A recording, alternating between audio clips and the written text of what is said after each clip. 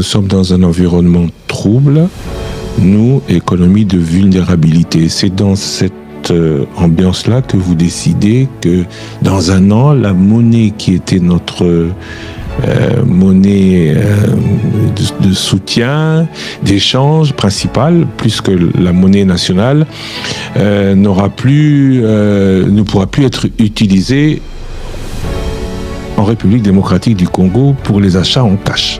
Pourquoi ? Là, vous faites une association, si je peux me permettre, qui n'a rien à voir avec la situation. C'est-à-dire que nous allons continuer à utiliser le dollar, en l'occurrence, et ça n'a rien à voir avec la situation actuelle, et ça n'a rien à voir avec une décision contre nature. Ici, c'est juste de faire un constat. Le constat actuel, c'est que la République démocratique du Congo importe chaque mois une quantité de cash plus ou moins constante. Parce qu'elle en a besoin. Non. Si vous importez du cash parce que vous en avez besoin, vous n'allez pas en importer chaque mois. Parce que quand vous importez du cash, vous l'injectez dans votre économie et elle tourne au sein de votre économie. Si vous devez en importer chaque mois, ça veut dire que le cash que vous importez sort de votre économie. Nous sommes d'accord. Ça veut dire que c'est un problème. Et comment, pendant toutes ces années, nous avons laissé cette situation perdurer? Qu'est-ce que vient faire ce cash? Il vient d'où? Non, le cash, nous l'importons des États-Unis.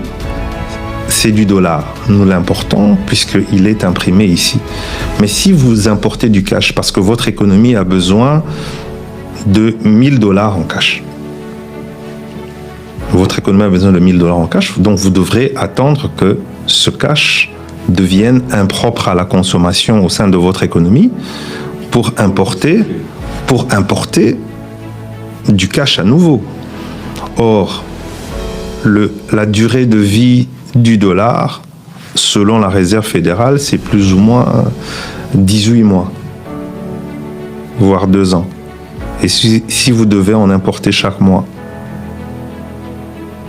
ça veut dire que vous ne maîtrisez pas le cash que vous importez au sein de votre économie.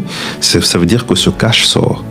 Donc ce problème n'est pas un problème d'utilisation du cash, c'est un problème de blanchiment de capitaux et de financement éventuel du terrorisme. Parce que figurez-vous que la plupart des pays limitrophes n'importent pas de cash, n'importent pas du dollar, mais ils ont de dollars dans leur économie. Ces dollars viennent de notre économie. Et j'irai même plus loin. Le dollar qui est utilisé aujourd'hui par la rébellion, ça vient d'où? Puisqu'il n'importe pas du cash.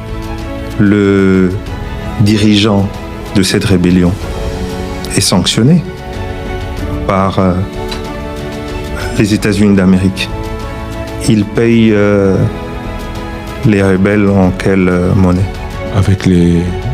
On serait tenté de dire avec les minerais qu'ils vendent à l'étranger via le Rwanda.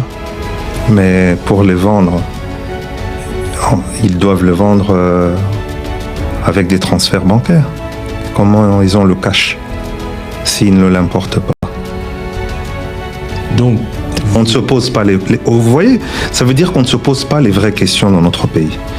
Donc, le cash, si le Rwanda n'importe pas le cash, ce cash vient d'où? Si l'Ouganda n'importe pas le cash, il vient de chez nous. Voilà.